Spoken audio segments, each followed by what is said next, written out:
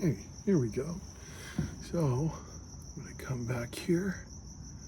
Yep.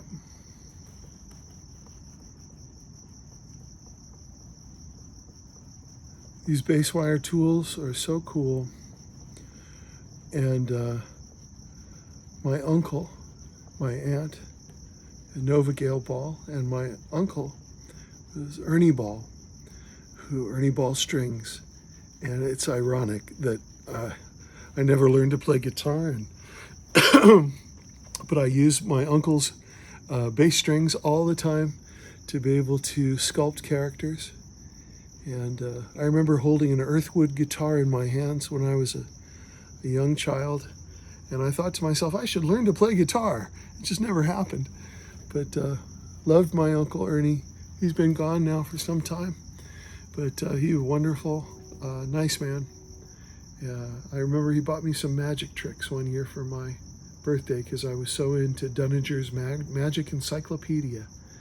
Ern was a wonderful guy, and my cousins are wonderful people. I haven't seen them in a while. Families do that, but I love them and have wonderful memories of Balboa Island and going to our family reunions and Pop and Dee Dee and seeing all the kids, Sherwood and David and the Nova. Well, sweet family memories. Let's try something else here. Let's see if we can't. Okay. Yeah. Well, you're nobody till somebody loves you. You're nobody till somebody cares. You may be king, you may possess the world and its gold. But gold won't bring you happiness when you're growing old. And this world is still just the same. You'll never change it. As sure as the stars shine above, 'cause you're nobody till somebody loves you. So find yourself somebody to love. And the world is still just the same.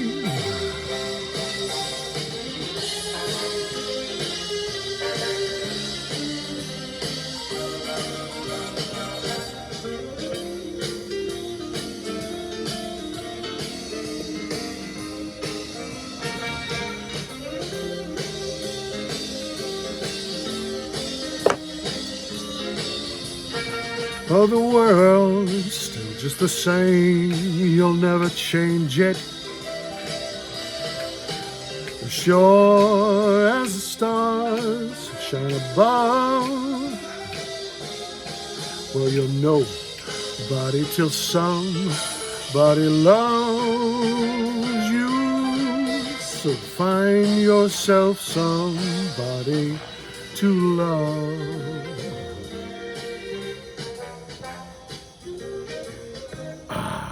Sweet. Not a bad arrangement.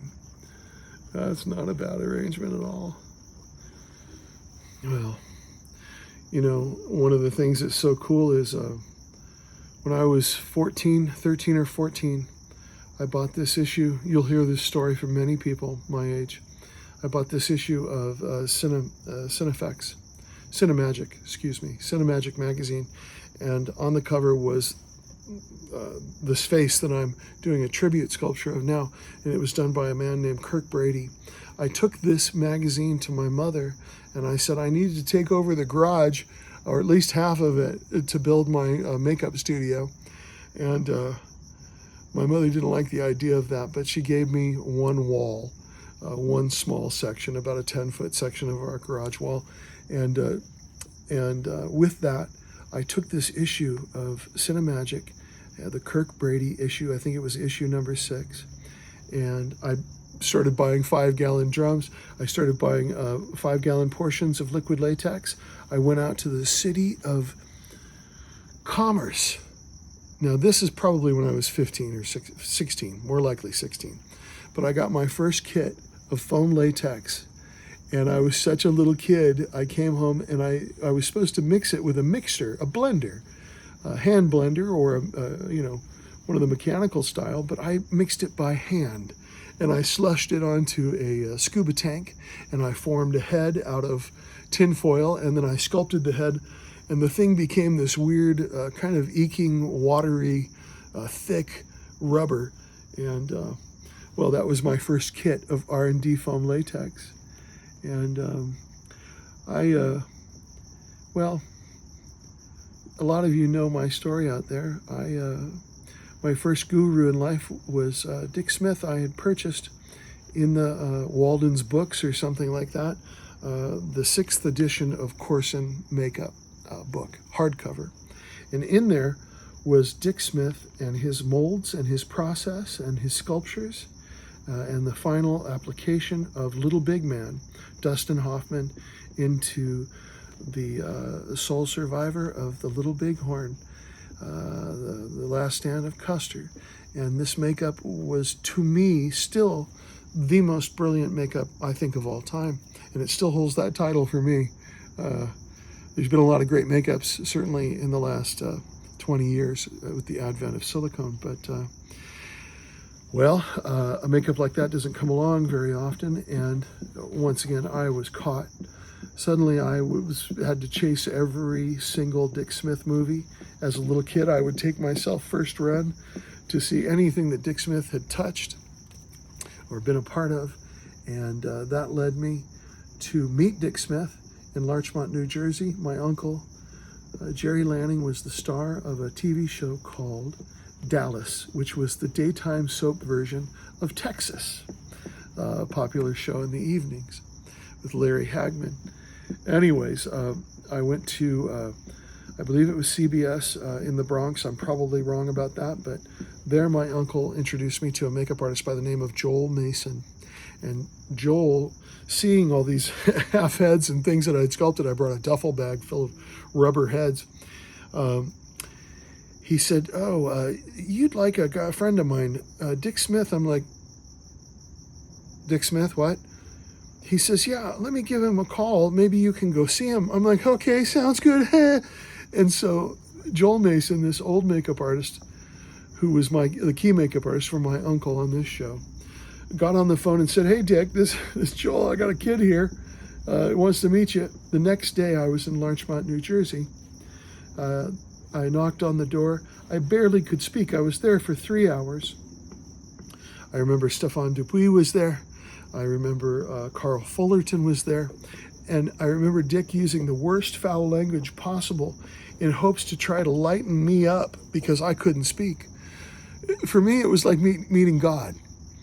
And just being in his living room with his bronzes, which I had seen in magazines, let alone going down into the basement where I was able to see, of course, the Linda Blair head, but at that point, the Ghost Story had just been done, and he described to me making a mold. The core was his arm, made in plaster, and he held his arm like this, and they made a core out of that.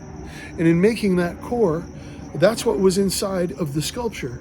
So when the sculpture was cast and removed, what was the core there? The core was his hand like that right behind the mouth to be able to puppeteer the mouth. And once again, you only had one way to get in there, boom, and it would fit your hand right behind the mouth. I'm talking about the girl from Fangoria that has half of her face ripped off. Anyways, that stuff was all in the room, and they were working on spasms. Never forget that. And I was so naive, I brought a little hand tape recorder, and I recorded Dick talking about how to make air bladders. I didn't even bring a camera, good Lord. But he was wonderful. And he never got me to speak. I pretty much just smiled and went, and showed him stuff. I remember him complimenting me because I was, once again, a little kid. He complimented me because I had punched hair or tried to punch crepe wool into a foam latex gorilla head that I had done. Probably based on based on Rick Baker's work for King Kong. Anyways, God, what wonderful memories. Anyways, I'll talk about that more at length. Right now, I'm going to wrap this up, mainly because it's getting a little cold out here.